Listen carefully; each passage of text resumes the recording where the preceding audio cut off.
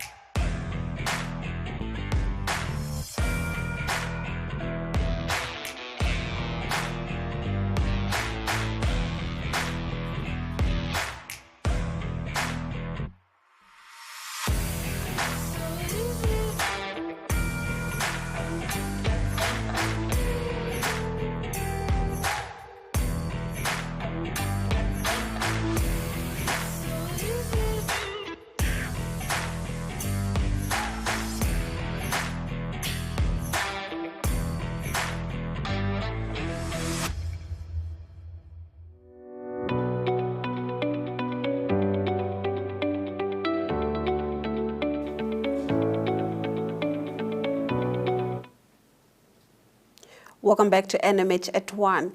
Now let's take a look at our visual news from across the regions. Now, Anastasia Sheremet in Ukraine, citizens living in Namibia organized a protest against the war between Russia and Ukraine in Windhoek this morning. Here she shares why with Desiree Gasses. Let's have a look.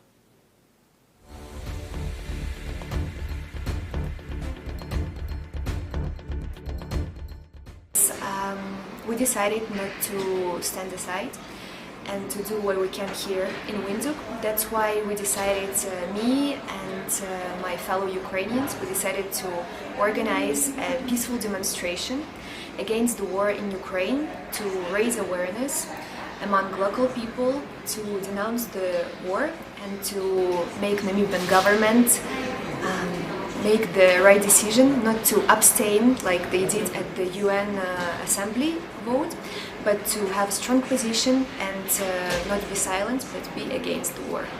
Okay. What do the protesters hope to achieve? First and foremost, of course, we want as many Namibians to learn about this war and to talk about it, because if we have more people that know about it, we are more powerful, and we can, of course, ask afterwards Namibian government to pay attention to this cause. And we want not to have silence, like silence equals agreement. So silence means that you support the war, and we want Namibian government to have a strong position on this question and to vote in the future votes against the war in Ukraine and to support Ukraine as much as possible, because we all understand that it's not anymore war in one country. It's not anymore war in Europe.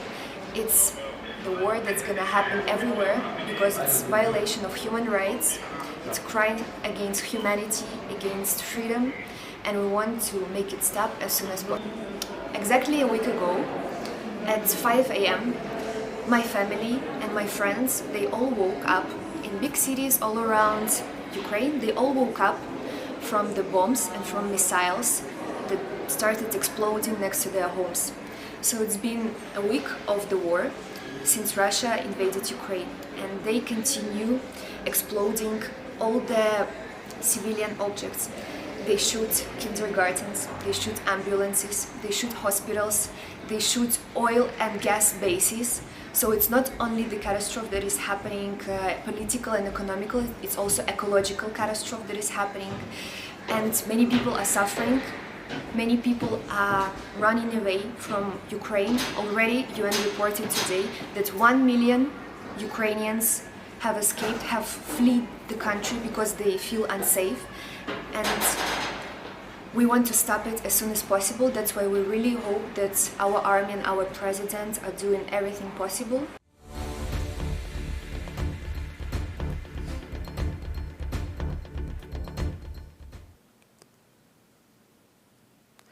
Now, in our next video, the governor of the Oshadonjiba regions, James Werikwa, engaged various councillors from the region to touch base on issues concerning their office and the citizens in the respective constituency. Now, Enzo Amwele was there. Let's have a look.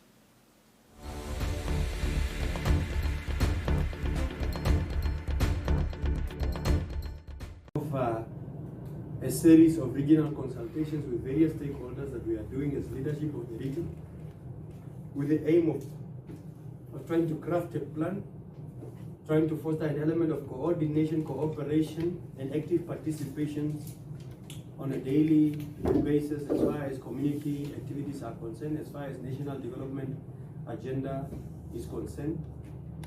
It's part of implementing the theme of the year, which is reimagine itself, and the most challenge which we are facing there is water. So you will see that in GAM settlements they are still falling under rural water supply, and it's a challenge. As we are talking, those people, they don't have water there, and rural water supply, they are on the ground in GAM there. And but obviously, as was said by my chairperson, one of the issues that we also did for the very first time in the history of the regional council that brought about all those realization was to be part of the budgeting team.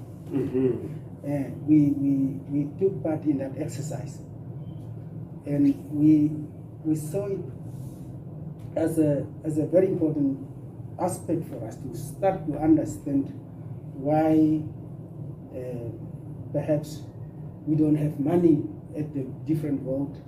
And people are starting, when it comes to distributing drugs, maybe within the whole region, the epicenter is Ogaden when it comes to drugs abuse.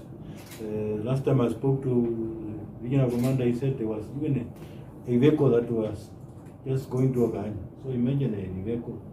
So they have with drugs. With drugs. So The full vehicle. They have to do a very big distribution, but people are working hard on it, and then even some of us have started to do some groundwork. It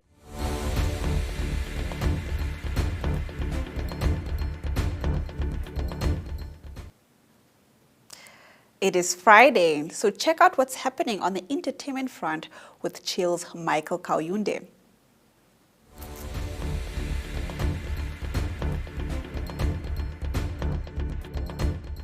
Hello NMH at 1 viewers, my name is Michael Kayunde, back on your TV screens again to give you a lowdown of the events that you can expect this weekend. To start with, like we always do, you can catch Chill Sessions tonight at 1900 right here on Namibian Sun's Facebook page as well as NTV. And moving along with some of the events that you can expect this weekend, as you guys know, Kasi Vibe has returned after 2 years of being on a break because of COVID-19. They started yesterday with the old school show, and they're still going to have a show today, as well as tomorrow, as well as Sunday. And then for those of you who are into old school music, you can visit Country Club. There's an event happening there on Saturday, which is tomorrow. The event is called Old School Rewind. A lot of DJs are gonna be there. And if old school music is your thing, Country Club is your place to be. That is it from me, Michael. Until next time, it's bye-bye.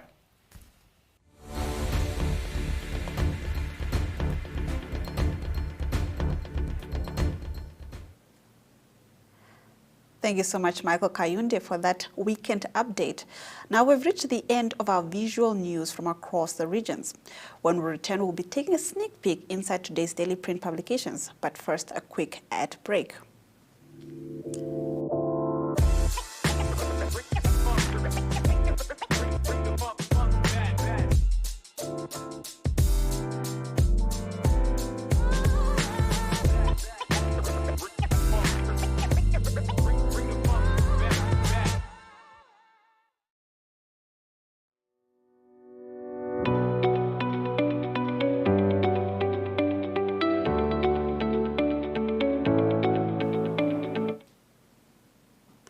Welcome back to NMH at 1. Now let's take a look at our local newspapers.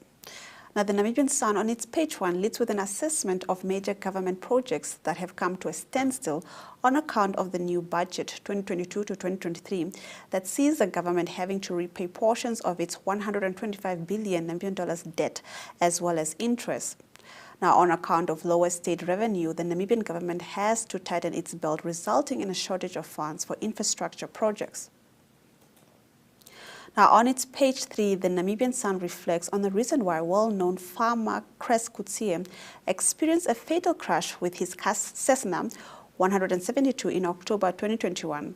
Now, the farmer was trying to assist and coordinate actions of his fellow farmers who were battling a veld fire when his plane struck power lines. Now, the Republican leads with an update about Russia invading Ukraine. Sadly, Namibia is one of the 35 countries that has abstained from voting when the UN condemned the aggression by Russia. This is the second time that Namibia has abstained after the country already abstained during a meeting of the UN Council for Human Rights that voted to have special debate about the crisis. Now, the Republican reports that the aged farmer Arnold Huber has already lost 14 heads of cattle to rustlers and illegal slaughterers. Now, the farmer was assaulted on his farm in Oshirukukau in 2020 and has reported the loss of the 14th animal in just 5 months. The Allgemeine Zeitung focuses on a girl that was expected to give a testimony against her father, who was accused of supposedly molesting her. The charges relating to him supposedly having sexually abused his biological child have now been dropped by the state prosecutor, and the man, who is a well-known citizen of Swakopmund, has been released after spending a year in prison under remand. Now, on its page 3, the Allgemeine Zeitung reports that the Namibia Agricultural Board's Director for Horticulture, Emily Abraham, has announced that Namibian farmers will be encouraged to locally grow fruit, as Namibia imports 96% of its fruit consumption. Now, the article takes a skeptical approach in that it exposes the fact that Namibia, unlike the Cape region of South Africa, does not have a region that has the benefit of a Mediterranean climate. That is the single reason why South Africa can grow apples as well as citrus and petite fruit types. And we'll go for a quick ad break.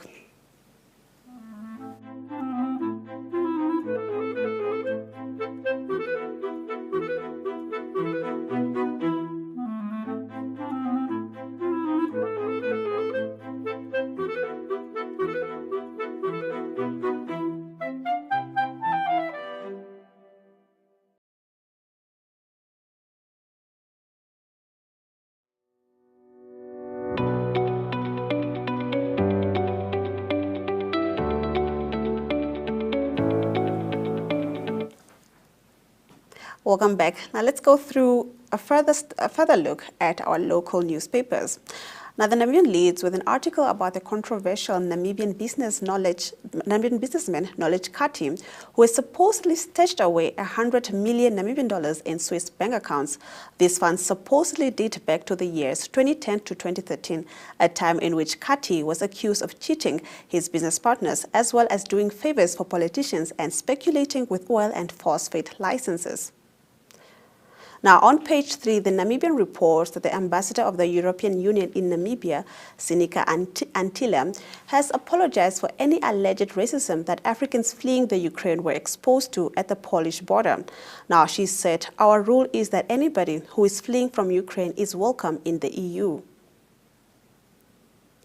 Now, the New Era leads with an article about the city of Windhoek, which sees councillors becoming agitated by the fact that the city is still sitting without a CEO. This situation remains unchanged since November 2020, and councillors now insist on a progress report about the recruitment process. The city of Windhoek has always been one of the few towns in Namibia that bought its power directly from the state utility, Nampower. Now, on page 3, the New Era, you can read up on the plans by the Electricity Control Board, which now reports that they are in an advanced stage of creating yet another middleman, a regional electricity distributor, known in short as RED. Now, thus, this Windhoek would become a customer of RED for central Namibia, which is likely to result in additional costs to residents of the Namibian capital city. Now, the NMH Supplement Careers Hub today leads with an outlook on management as Monique Klute, the Managing Director of Liberty Life Namibia, explains what motivates her and how she approaches matters concerning management. Now, the Market Watch focuses on the Russia-Ukraine war on its front page. Joseph Shihema takes the view that the war is likely to drive up already high cost of living across the world. It is likely to have an impact on investment and will certainly slow economic recovery after 2 years of COVID-19. Stay with us for economic news when we return.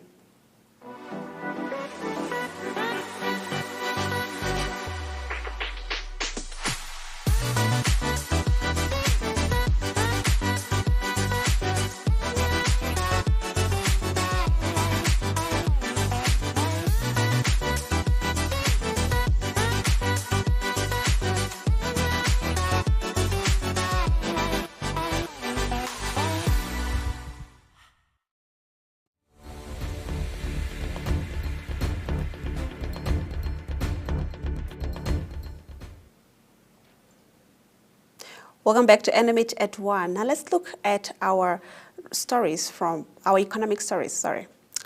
Russia-Ukraine conflict impacts on Africa's food supplies. Now, analysts worry that intensifying conflict could disrupt trade with significant consequences for global food stability. Now, African countries imported agricultural products worth $4 billion from Russia in 2020.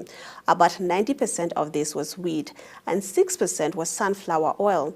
Now, major importing countries were Egypt, which accounted for nearly half of the imports, followed by Sudan, Nigeria, Tanzania, Algeria, Kenya, and South Africa. Now, similarly, Ukraine exported $2.9 billion worth of agricultural products to the African continent in 2020. Russia and Ukraine are substantial players in the global commodities market. Russia's military action has caused panic among some analysts. The fear is that intensifying conflict could disrupt trade, significant consequences for global food stability. Now, a disruption in trade because of the invasion in the significant producing region of the Black Sea would add to elevated global agricultural commodity prices, with potential knock-on effects for global food prices. A rise in commodities prices was already evident just days into the conflict. Now, in the next story, diamond mining projected to grow in 2022. Now, diamond mining is projected to grow strongly in 2022 and 2023 as Dep Marine, Namibia's new mining vessel, is expected to commence production during the second quarter of the year. Now, Dep Marine's Namibia's $7 billion Namibian diamond recovery vessel will use subsea crawling extraction techniques to retrieve diamonds from the seabed of the coast of Namibia. Now, the AMV3, which is now the largest diamond recovery vessel in the world, is the new flagship of the Dep Marine Namibia fleet and is expected to operate for at least 30 years. Now, the diamond mining sector is estimated to have grown by 2.3% in 2021, and it is further projected to expand by 26.2% and 16.5% in 2022 and 2023, respectively, stated Bank of Namibia in its February economic outlook. Now, the 2021 growth rate has been revised upwards from the 1.2% published in the December 2021 Economic Outlook update. According to the central bank, the adjustment was based on actual volumes produced, which turned out higher than earlier estimates. Now, overall, bonds said primary industry are projected to grow by 9.6% and 8.3% in 2022 and 2023, respectively, which is a significant improvement from 0.9% growth in 2021, the New Era reports. Now, in our next story, Capricorn's 6-month profit up 23% to $580 million Namibian dollars. Now, Capricorn Group Limited increased economic activity, albeit from a low base, had a positive impact on the performance of the group, with profit from continuing operations increasing by $111.4 million Namibian dollars year-on-year. Profit from continuing operations of $580.5 million remains slightly below the pre-COVID profit reported by the 6-month ended 31 December 2019 of $587.8 million Namibian dollars. Net interest income increased by 4.9% year-on-year mainly attributable to an improvement of 50 basis points in the net interest margins of Bank Windhoek as a result of an effective funding repricing. Now, the severe impact of the COVID-19 pandemic is, however, still very prevalent, as illustrated by impairment charges for the 6 months, still significantly expecting pre-COVID charges of 54.3 million reported for the 6 months ended 31 December 2019. Now, the non-interest income increased by $130.1 million, 18.4%, thanks largely to a significant increase in net trading income of $69.7 million, 180.2%, mainly from foreign exchange trades and derivatives. Now, transaction-based fee income increased by $42.9 million, 8.6%, driven mainly by increased transaction volumes on the back of improved economic activity. Furthermore, the group's non-interest income was well supported by its diversified revenue streams, increased by 2.9% and 5.1% respectively. Now we go for a quick commercial break and we'll be back with economic indicators.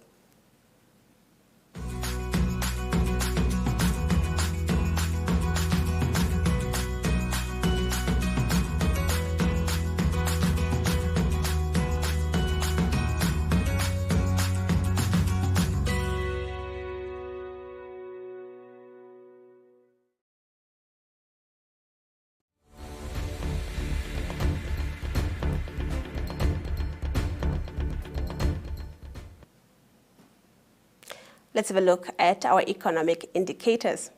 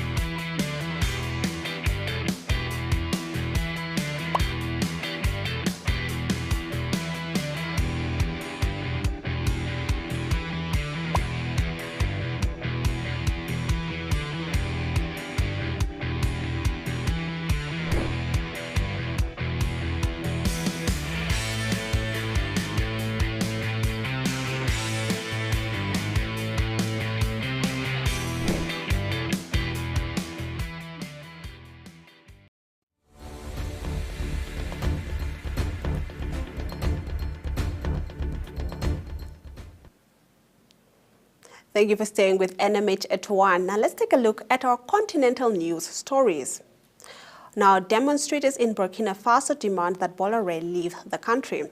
Hundreds of demonstrators took to the streets of Burkina Faso's capital, Ouagadougou, on Thursday to denounce what they describe as the abusive exploitation of the railways by French group Bolloré. Now, the protesters demand the cancellation of the contract with Bolloré's subsidiary Cita Rail and the immediate departure of the French group from the country.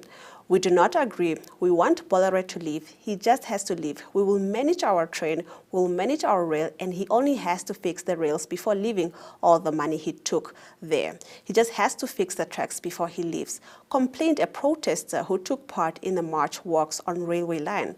Now, Abidjan Kaya Tambao were due to start last September, but so far nothing has been done. According to the organizer of the march, Bolloré delayed the operation because of the start of works on the Tema-Ougou railway called effect the profitability of its investment.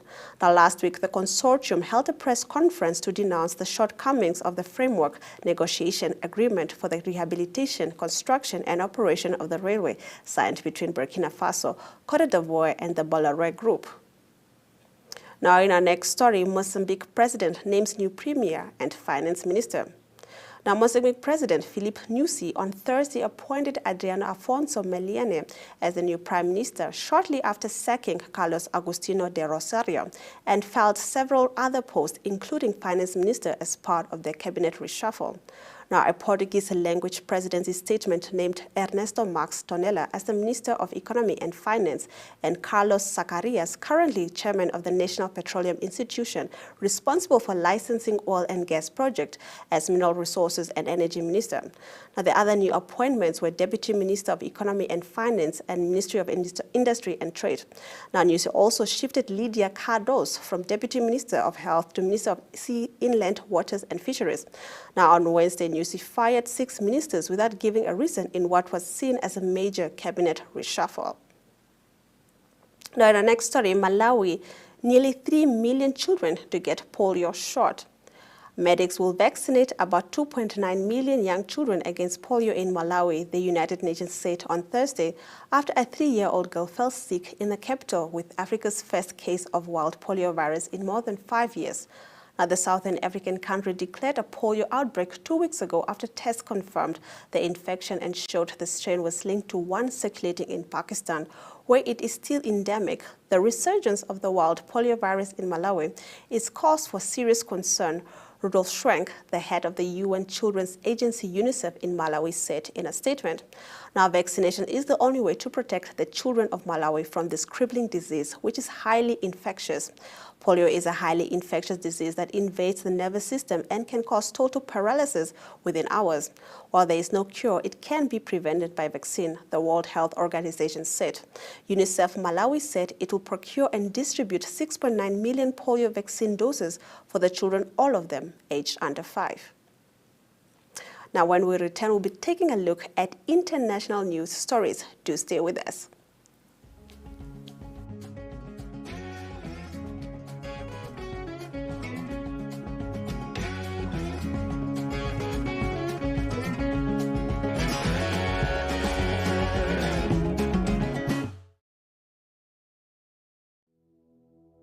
Have you received a loan from NSFAF? NSFAF loan is the same as any other loan. It must be paid and settled. NSFAF has a set of guidelines on how you can repay your loan and become debt-free. Therefore, it is important that you, a former beneficiary and a responsible Namibian, show your patriotism by helping pay back your loan and thus helping NSFAF become a revolving fund for the benefit of future potential students. By failing to pay back your NSFAF loan, you risk being blacklisted or having a court order against you. So arrange with the fund to pay back your loan today. For more information on how you can repay your loan, visit our website at www.nasfaf.na or visit our Facebook page or Twitter. Do the right thing and hashtag #paybackthemoney.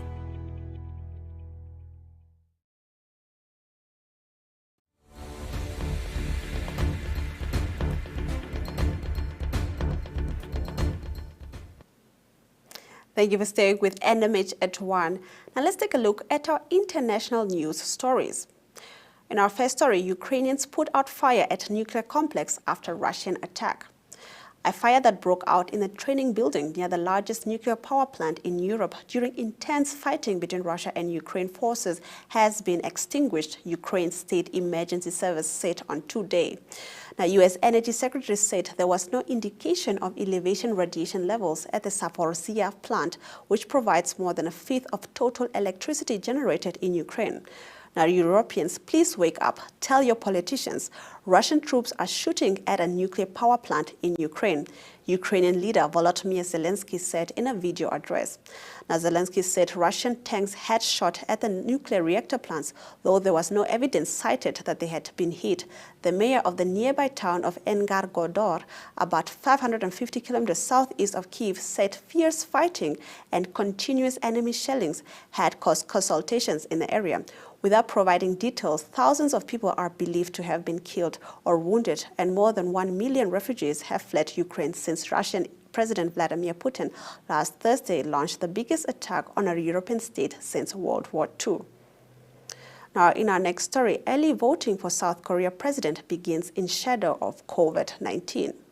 Now, South Korea began early voting on Friday for the presidential election in the shadow of the pandemic, as up to 1 million people with COVID-19 are expected to cast ballots during a spike driving one of the world's highest caseloads. Now, election workers have been deployed in protective equipment, including full-body suits and safety glasses, and voters with COVID-19 or exposed to the virus will spray hand sanitizers and wear gloves before casting ballots, according to the National Election Commission. Now, with more than 800,000 under home treatment for the coronavirus and nearly 800 in hospital intensive care, the government and health officials have sought to accommodate infected voters, including revising the election law last month. People infected or in quarantine can walk in or take taxis or ambulances provided by local offices to polling stations to vote in isolated booths. Now, they are located on an hour at the end of the second day of early voting and an hour and a half on the final day on Wednesday.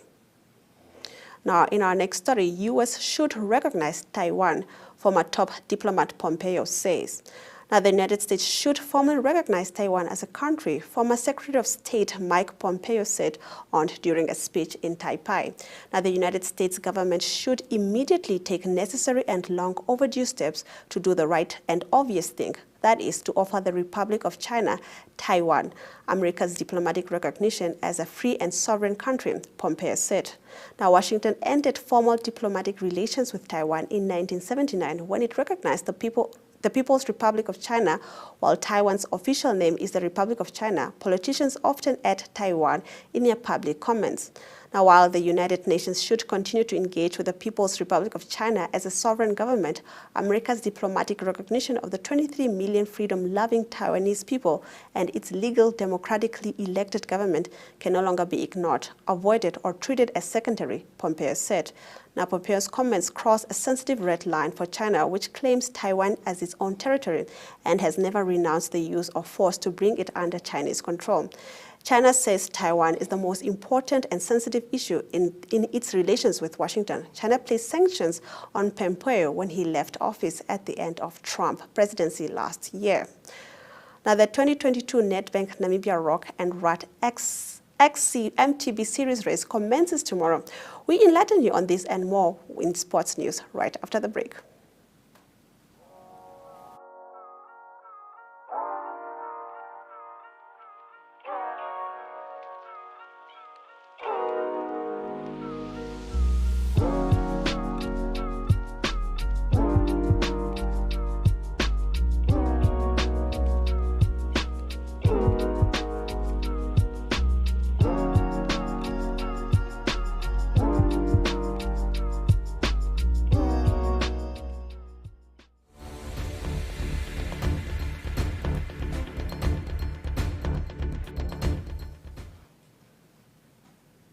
Welcome back to NMH at 1. Now let's take a look at our sports news.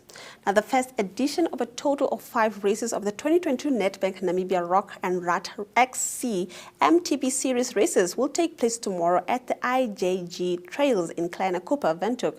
Now, the race will have several categories, including juniors and seniors.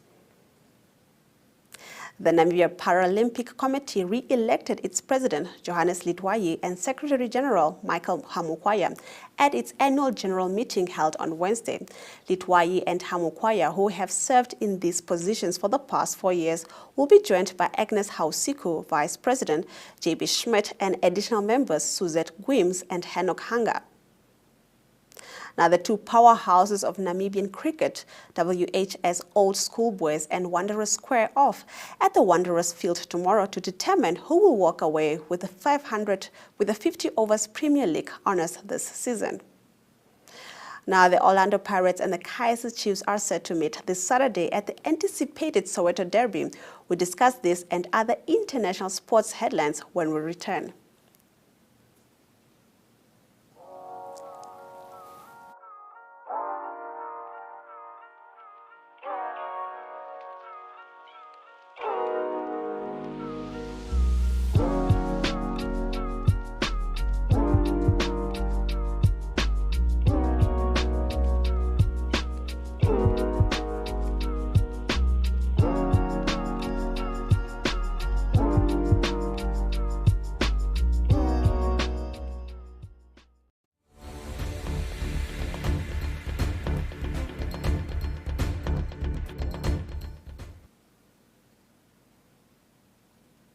Welcome back to NMH at 1. Now let's take a look at our international sports news.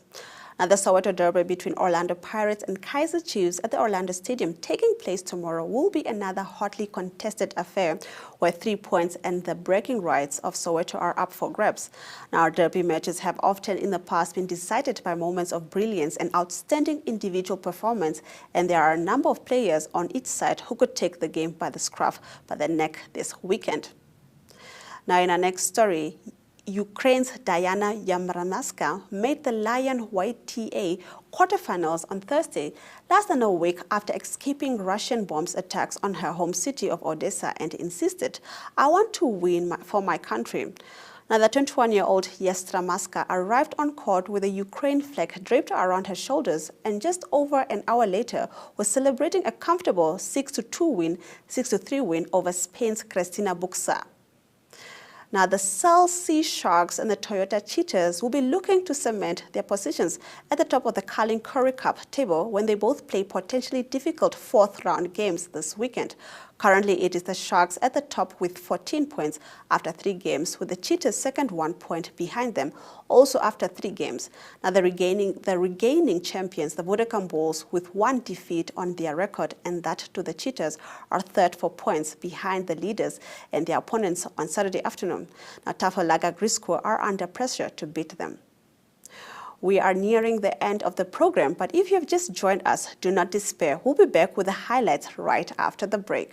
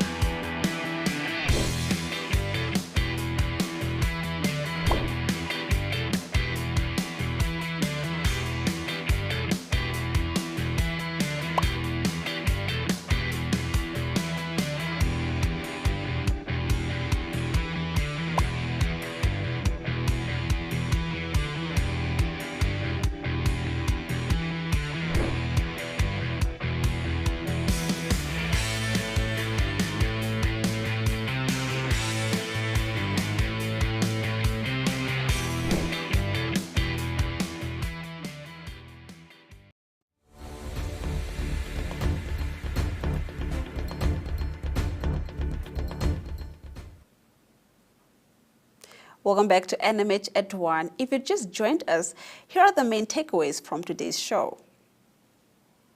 Now, hundreds of demonstrators took to the streets of Burkina Faso's capital, Ouagadougou, on Thursday to denounce what they described as the abusive exploitation of the railways by French group Bolloré. Now, they demand the cancellation of the contracts with Bolloré's subsidiary Citrail and the immediate departure of the French group from the country.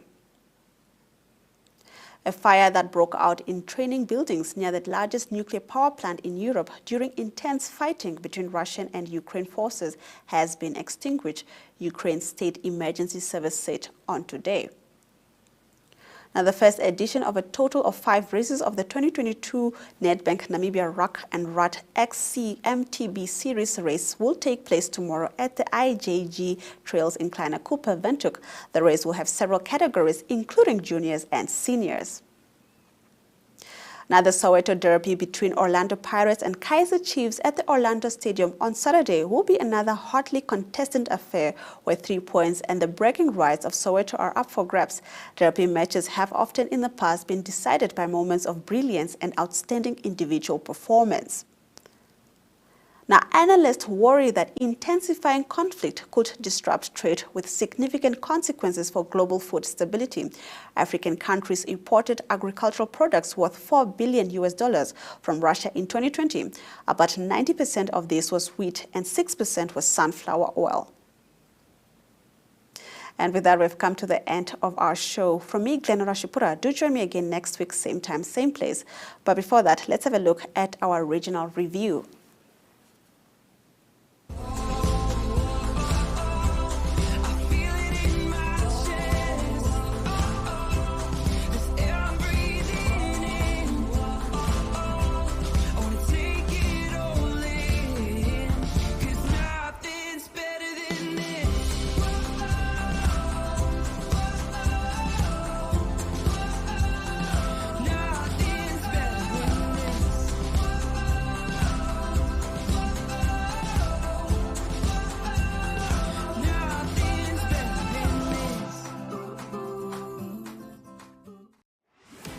Join the club, the Infinity Club with Paratus, and jump into a world of limitless connectivity. For only $599 per month excluding VAT, the new LTE Infinity Lite package that includes a wingle will overcome all limitations. Visit paratus.africa/NA for more information. Always prepared. Paratus.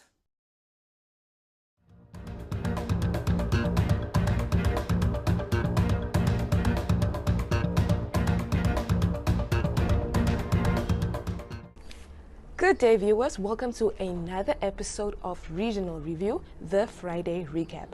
My name is Tonole Mungoba, and I will be your host for today. And I'll take you through 3 stories that have happened all over the country, and we're also going to have a little chat about it. So stay tuned. Before we get into the gist of the news, we have to announce what day it is today. Today is Grammar Day, and it is a special day to raise awareness on how to use the proper grammar, proper punctuation, sentencing structure, all of the jazz that has to do with grammar. This comes very easy for us journalists because grammar is the number one important thing when it comes to conveying your stories. NMH prepared a short video, so have a look.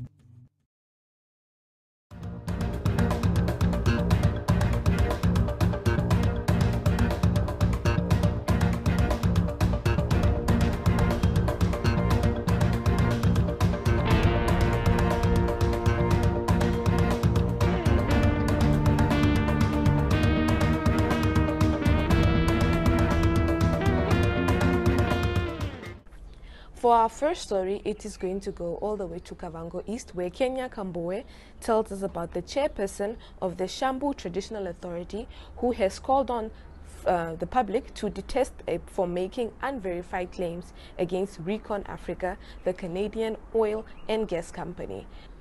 For our second story, we are going all the way to the south, where 2 young men from Kus were severely assaulted by police officers on the 25th of February on a Thursday. No case has been opened against the police yet, and the police is currently investigating the case. Here's Monique Adams from Keetmanshoop with more. Wednesday night, 2 police officers assaults 2 young men in Kois. The officers are Kotokeni Helau and Raymond Roy, and I got to speak to the 2 boys that were assaulted, and this is what they had to say. Ons is hier so voor soeking kry gelei voor my oom se huis. Toe wat julle in die bakkie klim, toe van daar af toe vat die polismanne vir julle weg. Die polisie het vir ons rop aangevat. Hy Sersan Helau, hy het my so gewurg en vir my so getraangas. Saam met die oë kan ek kan nie. As ek net in die son kyk, dan kom my vader uit. Toe hulle vir ons afgevat en vir my by die kliniek op afgelei. En vir Saul Kreber, stasie toe gevat en saam met die knibbel goed loop geslat. En vir hom net daar gelos, toe kom vat hy vir my by die kliniek. Toe kom my ma goed van agteraf, toe kom vat hulle vir my. Toe kom ons huis toe, toe kom dokter hulle vir my so by die huis. Wat het die bekleding veroorsaak? En jy en die meisie? Excuse? Is dit jou meisie wat jy eet? Dat is my niggie. En jou niggie het beklei? En sy wil haar oudjie gesteek het. Toe keer jy? Toe gaan keer ek haar. Toe gaan keer, toe steek sy met haar dik. So in die rug gesteek? In die rug. Toe help haar suster op haar. Dis hoe die ding begin het. So wat die polisie opgedag het, ouma sê die polisie het vir haar gesê sy gaan aan soos 'n hond. Ek het gerus gesit. Toe ek daai ding hoor, toe spring ek op. Toe ek nou vir hom so loop vra. Toe kom vang hy my so. Toe kom die ander ene, Roy. Sergeant Roy van die kana. Vat hulle vir ons daar roof na die kar toe. En traan gaan so vir ons lelik met hy ding hier so in die oë. Maar hulle het ons gehoor goed. En vir ons so roof gelei in die veld. En gery soos hulle wil. Hulle ry, daar gaan breek hulle. Daar gaan pamp ons vas teen hy goed. Daar ry hulle weer, daar gaan breek hulle. So hulle vir ons afgevat, daarna toe. Mijn naam is Kroijberg. Ik is een jaar oud. Gisteren had ik mijn neef, gewerkt. De politie mijn neef gisteren, die mannen je gelijk, maar die mannen je gewerkt. Zeker het maar niet die mannen je zo vangen. Doe helemaal en rooi voor mij. Doe mannen gekeren, doe vallen me aan. Leider van mijn been. Ga dus daar af, zo is daar onder gekomen, dus slaan mijn zus weer geslaan. Rooi. Iets met dat nu. Zo met een dubbel. Het zwart dubbel zit op zo geslaan. Rooi. Hij heeft geklapt en het niet. En het onder gaat aan dit onder. Ken je die politie zijn naam wat voor jou zo geslaan is? Het is rooi en helemaal. En dat zijn politiemannen? Ja, dat is politie man. Wat is er gebeurd? Toen de andere doet hij helemaal voor mij. Dat jij gegaan en toen maak ik even rooi toe. Dus even daar daar moet beslaan. Toen wat je geslaan was, dit wat gebeurt? Volgende. Zelf heb ik naar huis toe gaan. Daar waren we op voet ook mee gelopen. Zelf heb ik die mannen bij de kliniek gevat. Maar er ook met traangas. Ze zien mezelf leek me ook. Het is ook getraangas? Traangas. Hij rooit mij nu ook een stuk in de oog. Die vinger van me gesteek. En waar het die beklei gebeurt? Waar in de locatie? Wat er plek was die bekleierij gebeurt? Dus daar in de straat kant. Daaronder die Pichuel 6. In die straat. Maar wat was in de politie? Die statie dat de politiestatie dat op geslaat. Dat niet voor die mensen, dat me gelijk voor die mensen gelijk opstellen daar onder daar op geslaat. Dat heb ik hier nebel sam. En ik heb toen opgestaan en gegaan om nou te gaan kijken. En toen ik kom, zie ik mijn kind zit in die straat vol bloed. Maar toen wou hij nou ook ingaan om ook die meisiekind gaan terugseer te maken. Maar toen ik nou vir die seun wat daar saam met my was gesê, hy moet vir hom hou vas, laat hy nie in die mense se herts ingaan nie, laat ek net die polisie bel. En ek het toe die polisie gebel. Dit was om en by so 12 minute oor 8 wat ek die polisie gebel het. 5 minute voor 9 het die polisie toe gekom. En net in die tyd wat die polisie kom, het die meisiekind wat vir Leandro gesteek het, sy suster, so lelike goed vir my staan en gesê, hoe ek die hostelse brode en goed staan as steel. En net in die, toe sy so sê, toe ek nog gegaan om vir haar te vra, wat bedoel sy? En toe ek nou nader gaan om nou vir haar te vra, wat bedoel sy, het Helau, ek weet as hy sersant, maar hy was die drywer van die polisie. Hy vir my gevra, is ek nie 'n groot vrou nie? En daar staan en beklei ek nog soos 'n hond. Toe hy so sê, het my seunkind opgespring na hom toe en vir hom gesê, jy praat nie met my ma so nie. Toe die sommer die kind begin voor die bors gevat. En toe die kind voor die bors vat, toe vat die kind hom ook voor die bors. En daarna toe traangas hulle die kind. En toe die ander neef vir hom gesê, maar julle kan mos nie iemand wat gesteek is so hou vas nie. Toe die ander polisman vir die ander ene gevra, nou, wat wil jy maak? En wat sê jy? En sommer ook die ene ook begin traangas.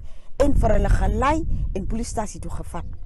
Toe die konstabel Rooi vir my ge-SMS en gesê, ons vat die kind kliniek toe. Hulle het die kind by die kliniek gebring, maar nooit by 'n suster gebring nie en vir hom net daar gelos. Toe se ek gebel van daar af en gesê jou kind is hier so vol bloed. En toe die tyd van die aand van die lokasie heb geloop kliniek toe en die kind terwyl hy daar by die hek is vol bloed gekry en hom kom terug, toe dus vir hom kom teruggedra huis toe en vir hom hierso het hy wond kom skoon gemaak. Maar wat vir my ongelukkig gemaak het is, die polisman sê hy het die kind gelei, hy vat die kind kliniek toe. Maar nie as klinieksuster opgeklop en gesê ek het iemand gebring nie en hom net so gelos. Our last story, we are going to end on a brighter note. The past weekend, on Saturday the 25th of February, the town in Quiz hosted its annual Mr. and Mrs. Quiz dance competition, and the event was well attended for the small town. And Monique Adams brings us more with this. Now we head over to some entertainment. Last week Saturday on the 25th of February, Quiz had a Miss Quiz and dance competition. And this is what happened. Enjoy.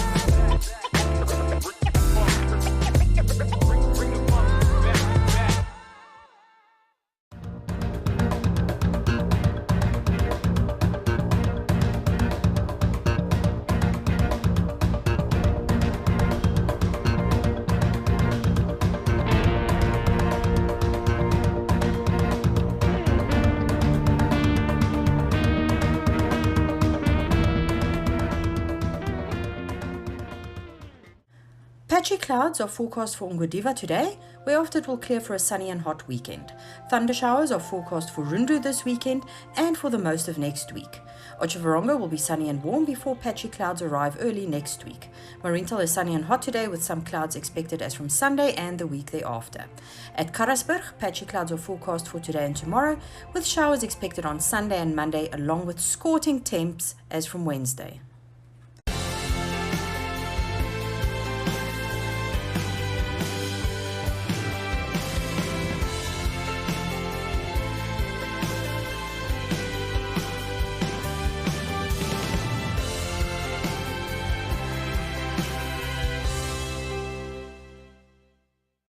Thank you so much, viewers, for watching another episode of Friday Recap for Regional Review. My name is Tunole Mungoba once again, and I'll see you next week on Monday, where I bring you the recap of what happened in the far northern areas of Namibia. See you guys next week. It is goodbye.